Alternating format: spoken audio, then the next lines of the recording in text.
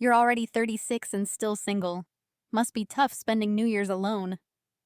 My brother sneered loud enough for everyone to hear. My name is Natalie Brooks. I was 36 that night, and I had walked into that New Year's Eve dinner expecting the usual small insults wrapped in family jokes. But this one landed differently because my brother did not just want to laugh. He wanted witnesses. He wanted everyone around that to agree that I was the sad version of the family story. The woman who worked too much, came home alone, and had nothing worth celebrating. I set my glass down so gently the room heard the click. Then I looked at him and said calmly, "Don't worry about me." I smiled. "There's something I'm wondering. Should I tell everyone or not?" My mother froze mid-toast. Her champagne glass stopped inches from her mouth. And in that one silent second, I knew she remembered exactly what she had buried. Before I explain what my mother was so afraid of, tell me this. If your family mocked your life in front of everyone, would you stay quiet? Or would you finally let the truth speak to understand why that room went quiet? You need to know how Ethan Brooks became untouchable. I grew up in a middle-class family outside Pittsburgh, Pennsylvania, in a house where fairness was something my parents mentioned in public but rarely practiced at home. I was the oldest, the responsible one, the daughter who was expected to understand before anyone explained anything. Ethan was 3 years younger, but from the moment he could throw a baseball across the yard, my mother Diane treated him like a family investment. He was not just her son.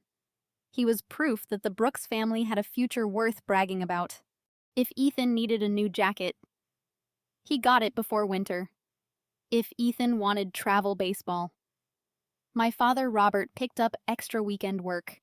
If Ethan forgot a school project, my mother stayed up late cutting poster board and blamed the teacher for giving unclear instructions.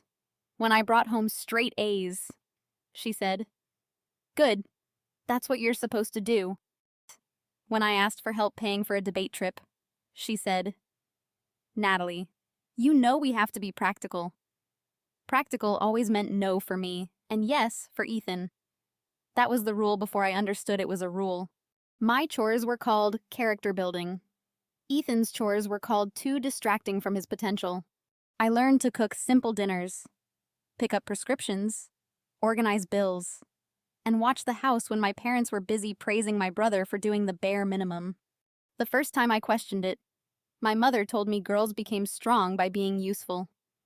Boys, she said, needed encouragement because the world expected them to carry more. Even as a teenager, I knew that made no sense, but my father rarely challenged her.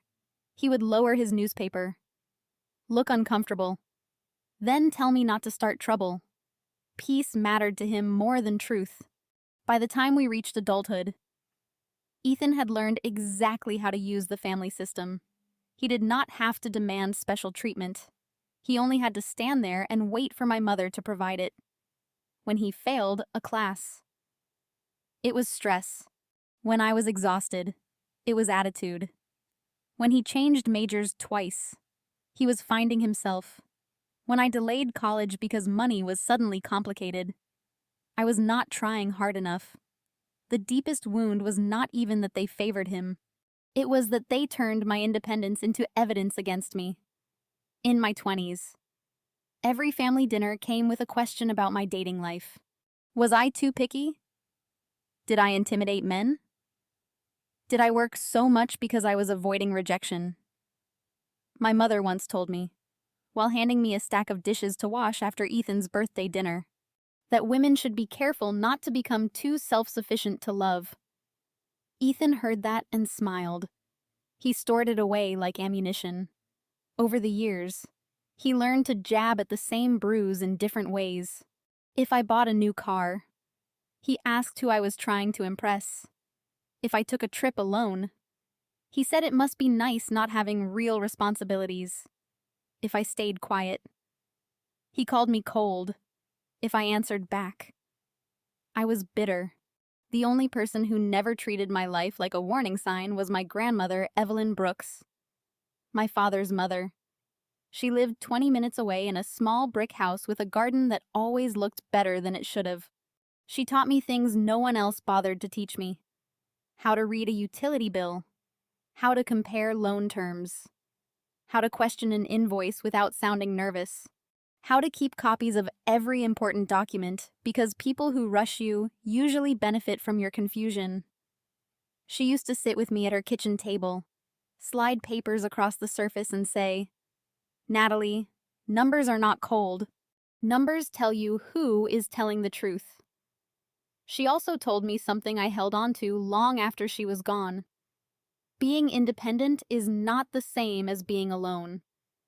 I did not know then that her lessons would become the foundation of my career.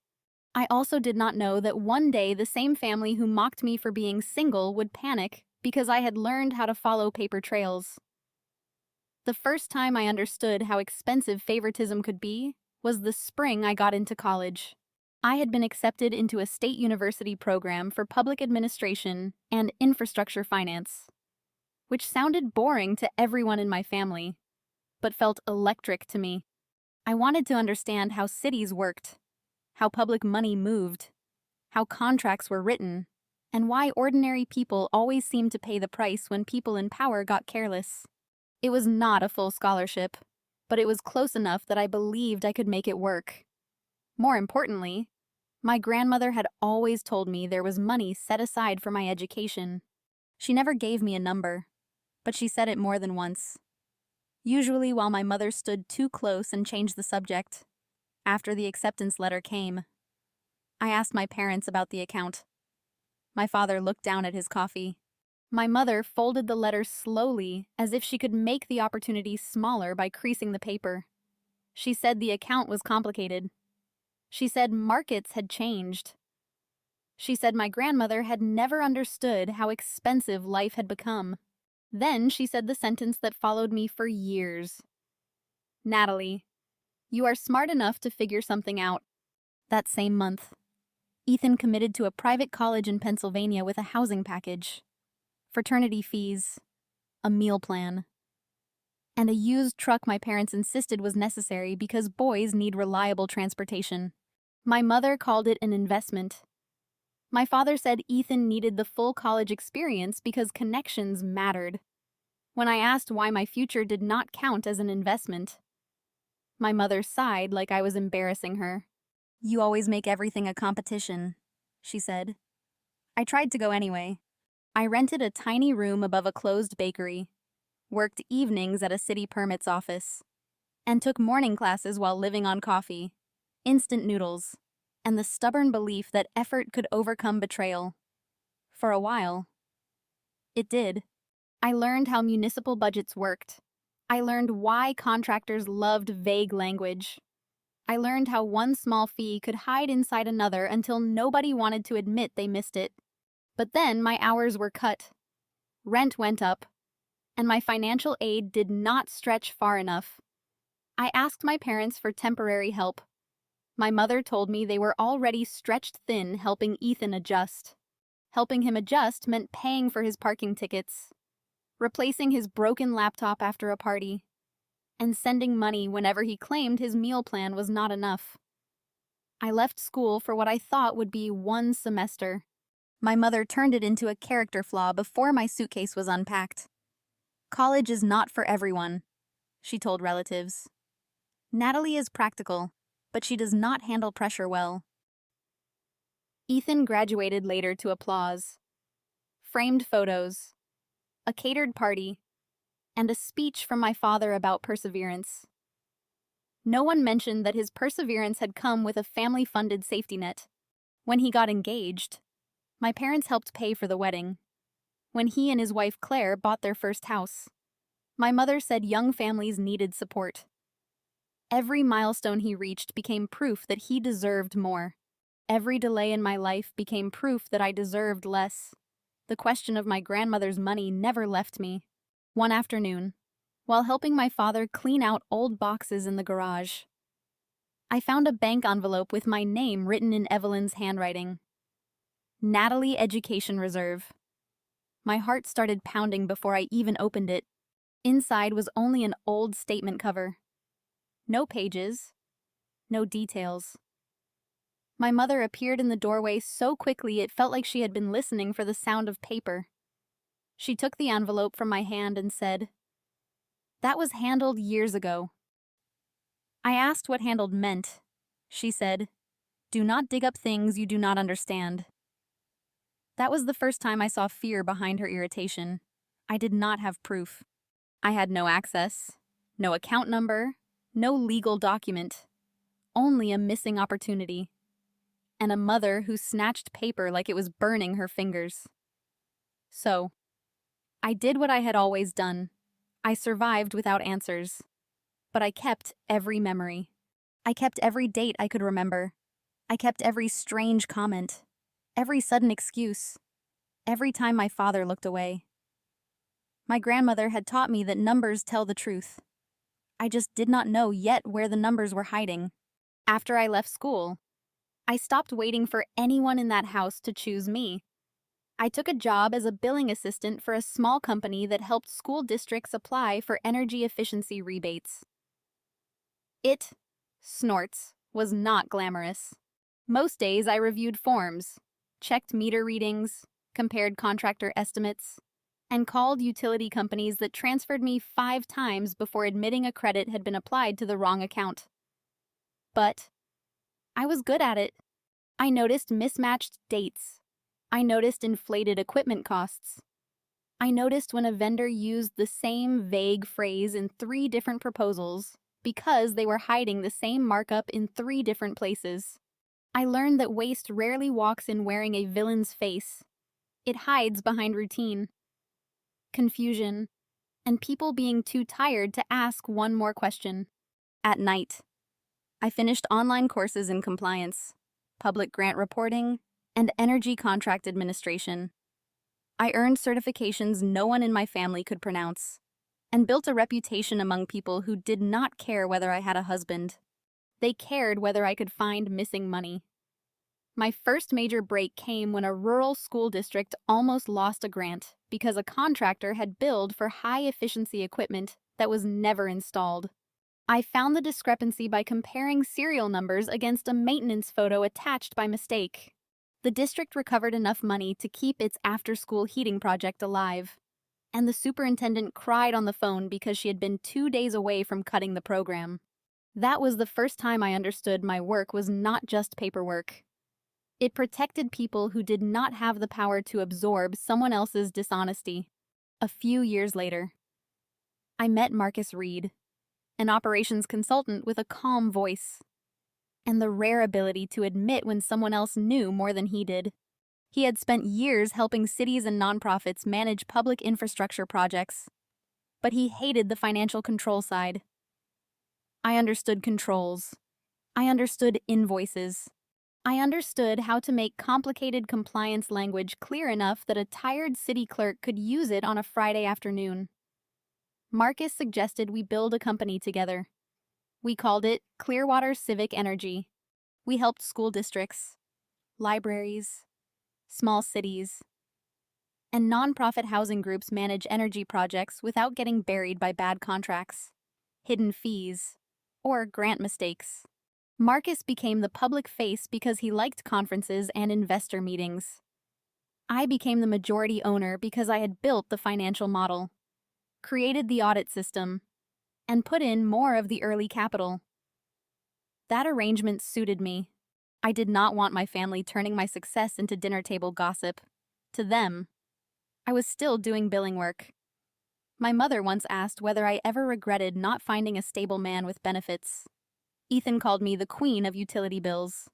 Claire laughed politely when he said it, the way people laugh when they are not sure whether kindness would cost them status.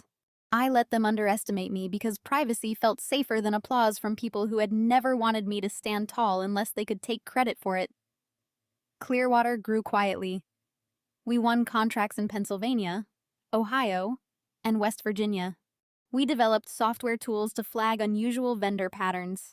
We hired people smarter than us in areas we did not understand. I bought a condo with a view of the river and never told my parents what it cost. I took my grandmother's old recipe box and kept it on a shelf in my office. Not because I cooked often, but because her handwriting reminded me that I came from at least one person who believed I deserved preparation. Not pity. By 36, my life was not lonely. It was disciplined. It was private. It was full of people who respected boundaries, paid invoices on time, and did not ask why I was not married before asking whether I was happy. But family has a way of mistaking silence for weakness. Ethan still thought I was the same older sister standing near the sink after his birthday dinners. My mother still thought the past belonged to whoever could speak over it. My father still thought avoidance counted as innocence. They had no idea that the woman they called sad had built an entire career around finding what other people hoped would stay hidden. Ethan entered my company the same way he entered every room, assuming someone had already made space for him.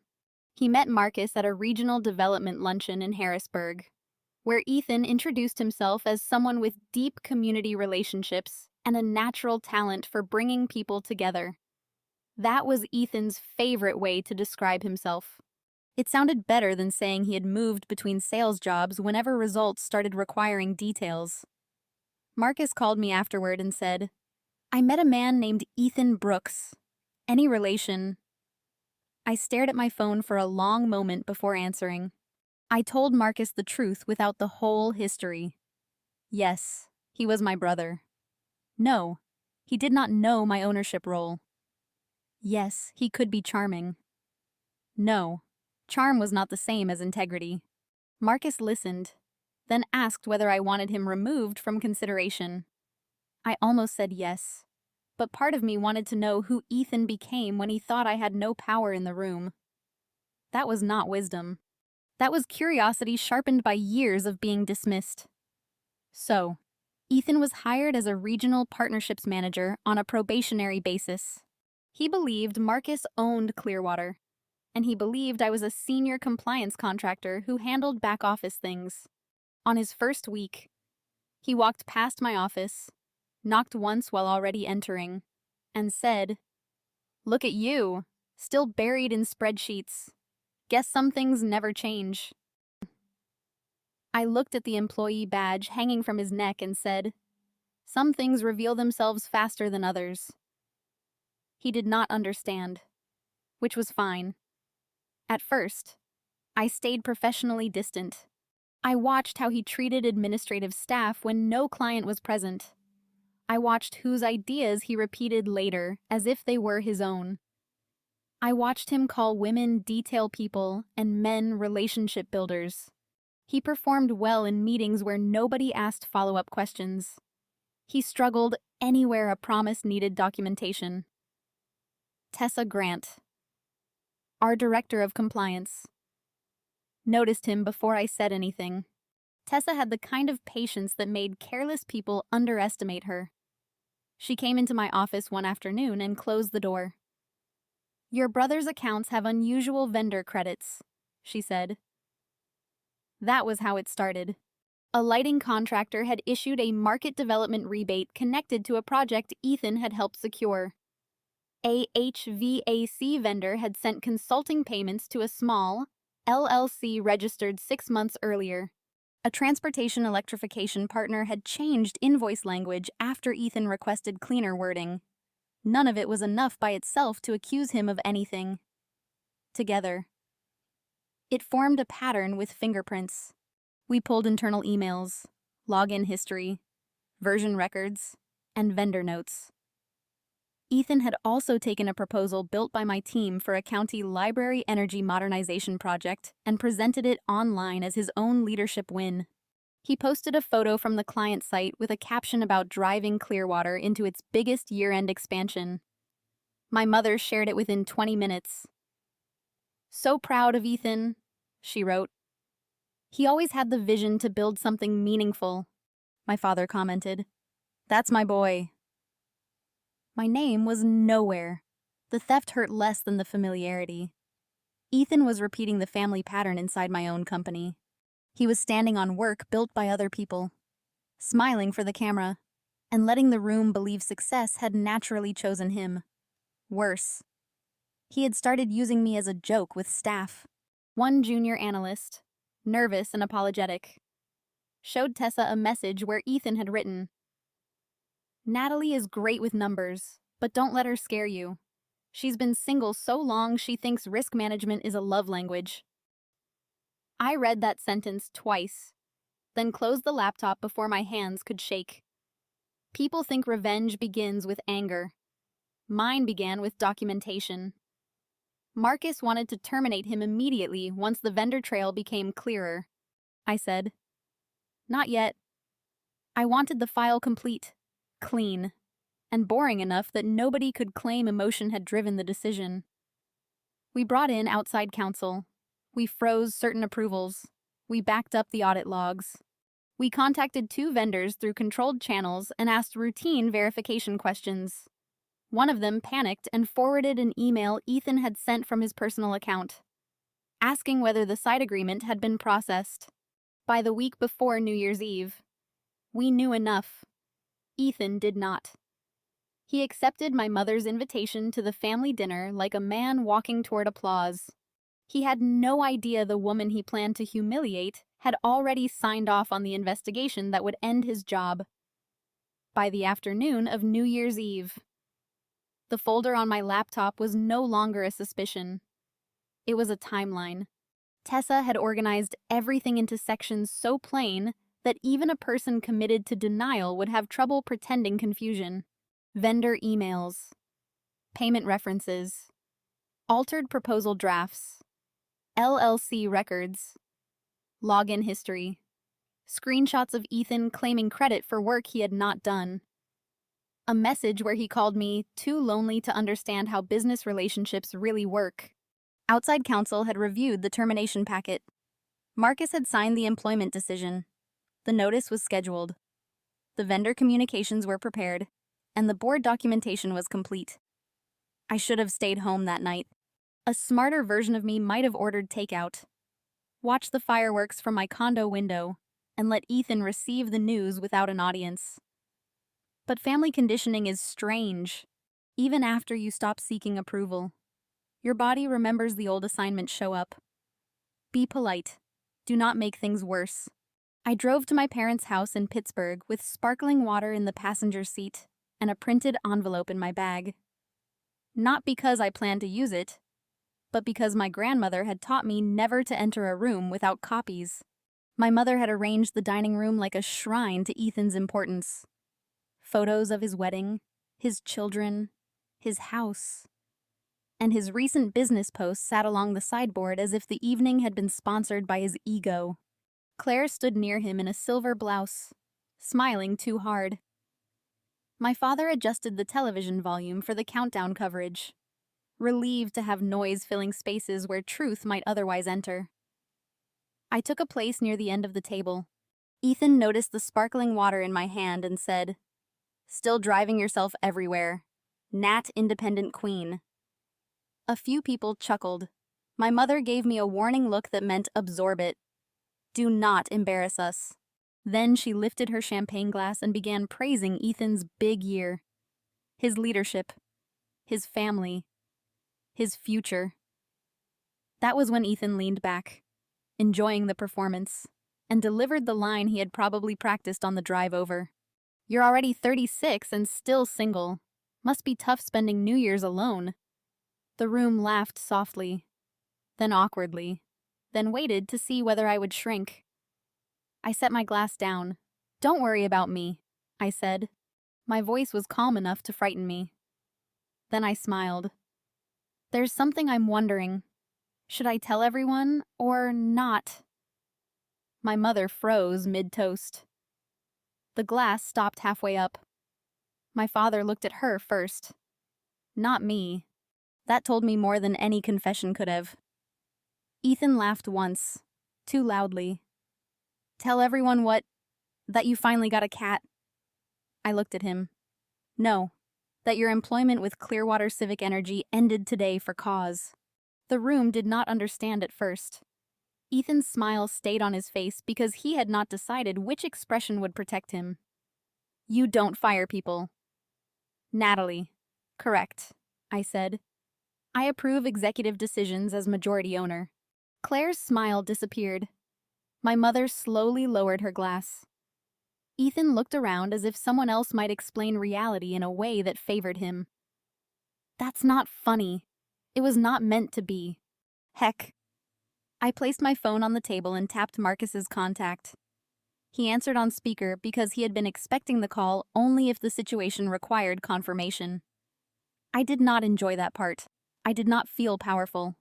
I felt clear. Marcus, I said, can you confirm the status of Ethan Brooks' employment? Marcus's voice filled the dining room, steady and professional. Ethan Brooks was terminated effective 5 p.m. today for documented vendor misconduct, violation of conflict of interest policy, and alteration of internal proposal records. Written notice has been sent to his company email and personal address on file. Ethan stood so quickly his chair scraped the floor. You cannot discuss that with my family. You made your professional reputation a family celebration tonight, I said.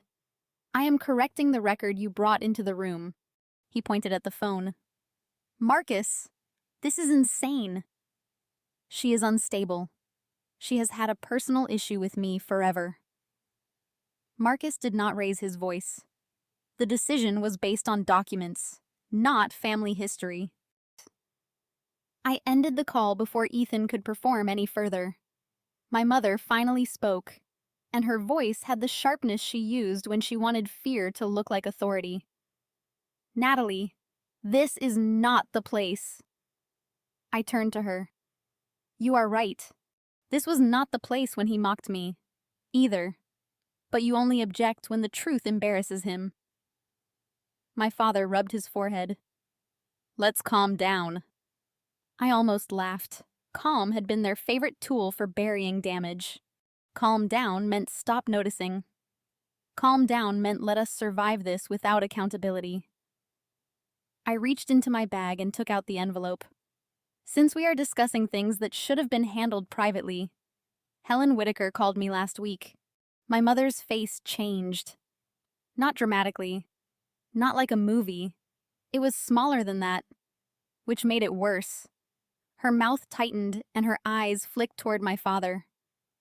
Ethan frowned. Who is Helen Grandma Evelyn's friend? I said. The one who worked at the credit union. The one who kept copies of documents Evelyn asked her to hold. My father whispered my name like a warning. I did not stop. Evelyn created an education trust for me. For me only. The records Helen preserved show withdrawals across several years after Evelyn became ill and after she died. The dates match Ethan's college payments, part of the wedding expenses, and a transfer near the time Ethan and Claire bought their first house. Claire stepped back from Ethan as if distance could rewrite her mortgage history. What is she talking about? Ethan looked at my parents, and for the first time all night, he did not look smug. He looked uninformed, which was almost worse. My mother said, that money was family money. No, I said. It was trust money. You do not understand what we were dealing with. I understand withdrawals. I understand signatures.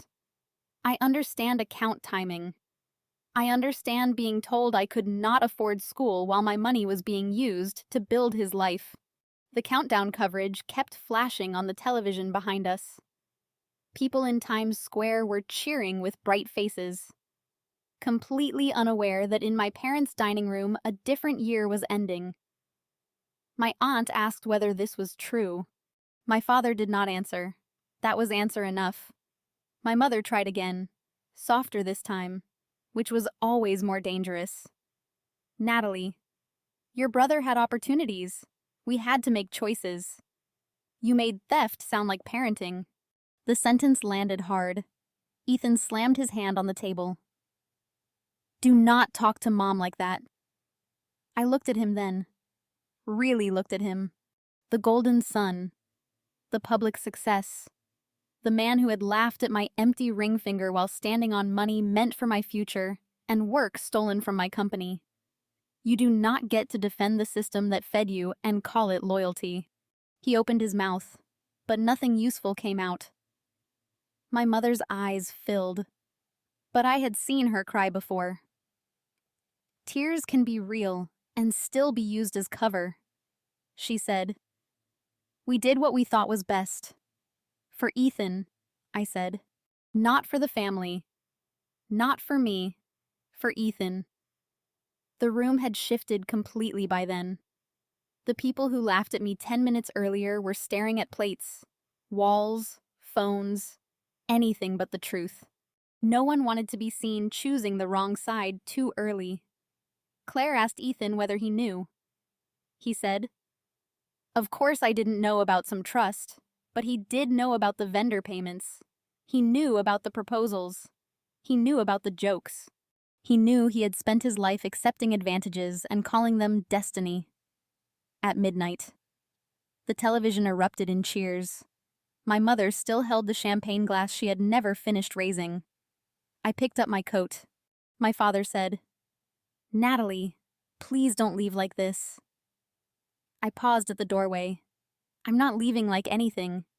I'm just leaving with the truth this time. Then I walked out before anyone could ask me to make my pain more convenient. The next morning, my phone looked like the whole family had mistaken panic for an apology. My mother called 12 times before 9. My father sent messages, Clear's throat, that started with, "We need to talk as adults," as if adulthood meant protecting him from the consequences of choices he made when I was barely old enough to understand them. Ethan sent one message accusing me of ruining his reputation out of jealousy. Claire sent nothing, which told me she was listening to lawyers or finally listening to herself. By noon, my parents were standing outside my condo building with a folder of their own. I almost did not let them up, but I wanted to hear what version of accountability they had prepared. It was not accountability. It was a proposal. My father spoke first because my mother looked too angry to sound harmless. They wanted a family solution. They would repay a portion of the trust money over time if I signed an agreement saying I would not pursue legal action, would not discuss the matter with extended family, and would help soften the employment issue for Ethan by telling Marcus there had been misunderstandings on both sides. My mother added that Ethan had children, and that destroying him would hurt innocent people. I asked her whether I had been innocent when my college money disappeared. She looked away. I handed the folder back without opening it fully. "Send it to my attorney." My mother's face hardened. "So, this is who you are now." "No," I said. "This is who I became when I stopped letting you decide who I was." The consequences were not instant or theatrical. Real life in America usually moves through letters, meetings, reviews, and people suddenly discovering the value of careful language. Ethan was terminated for cause. Clearwater notified affected vendors, our insurance representatives, and counsel for the public clients connected to the projects. The matter was referred for review. But I will not pretend a dramatic conviction happened overnight. What did happen was enough. Ethan lost his professional references. 2 local boards removed him from their advisory committees. Vendors who once treated him like a rising connector stopped returning his calls. A civil demand was issued for repayment connected to improper side payments and documented damages. His online post about leadership disappeared, but not before Tessa preserved it with everything else. My parents faced a separate civil claim over Evelyn's trust. Their attorney tried the family misunderstanding angle until he saw the preserved copies, dates, and withdrawal records. Then the tone changed. Settlement became the word everyone suddenly preferred. My parents sold their vacation camper, cashed out part of an investment account, and refinanced their house to repay a negotiated amount. It did not restore the years I lost. It did not put me back in that university classroom. It did not make my grandmother alive to explain why she had trusted the wrong people with access. But it forced my parents to stop pretending nothing had happened. That mattered more than I expected. Ethan and Claire's marriage became strained. Though I did not follow the details closely, Claire was not my ally. She had laughed at enough jokes to lose that role. But she was practical. And once she understood that part of her life had been funded by hidden family money and dishonest work, she protected herself and the children. Ethan blamed me publicly at first. He called me bitter, lonely, unstable, jealous of his family. My mother helped spread the softer version, the one where I had chosen money over forgiveness. I did not argue online. I saved screenshots. My attorney sent cease and desist letters. I blocked numbers, changed emergency contacts, removed family from every account, updated beneficiary forms, and made sure no one connected to my parents could access my building, my business information, or my peace. People kept asking whether I missed them. That question always interested me. I missed the grandmother who taught me to read the fine print. I missed the version of family I had imagined when I was too young to know imagination was doing all the work. I did not miss being measured by my usefulness. I did not miss being the cautionary tale at dinners funded by what had been taken from me. 1 year later, on New Year's Eve, I hosted a small dinner at my condo. Marcus came with his wife. Tessa brought a dessert she insisted was homemade, even though the bakery sticker was still on the box. Helen Whitaker came wearing blue earrings my grandmother would have loved. A few close friends filled the rest of the table. People who knew how to ask questions without turning them into traps. There was no grand speech about forgiveness. No midnight call to my parents. No empty chair reserved for people who only missed access. That afternoon, Clearwater announced the Evelyn Brooks Independence Grant, a small annual scholarship for women rebuilding after family financial betrayal or educational disruption. I wrote the first check myself. I wanted my grandmother's name attached to doors opening, not doors being quietly locked. At 11:58, my phone buzzed from a blocked number voicemail. Curiosity made me check the transcript preview. It began, "Natalie, Mom wants to talk before the year ends." I deleted it without listening past the first sentence. Then I returned to the table where someone had filled my glass with sparkling cider, and Tessa was arguing with Marcus about whether resolutions were just project plans with better branding. When midnight came, no one mocked my life. No one measured my worth by a ring. No one asked whether I was lonely. I finally understood what my grandmother had tried to tell me. I had never been alone because I was single. I had been alone when I kept standing in rooms full of people who needed me small. The moment I walked out of those rooms, my life had space for people who respected the woman I had become. And that was the first New Year I did not survive. I celebrated. Kita ni mama mo asa mitint. Thank you for watching the story from start to finish. All events are fictional and intended only for storytelling, education, and entertainment. We hope this reminds you that when someone repeatedly chooses convenience over loyalty, you are not wrong for choosing dignity over disappointment. Walking away may hurt at first, but staying where you are consistently undervalued can hurt for much longer.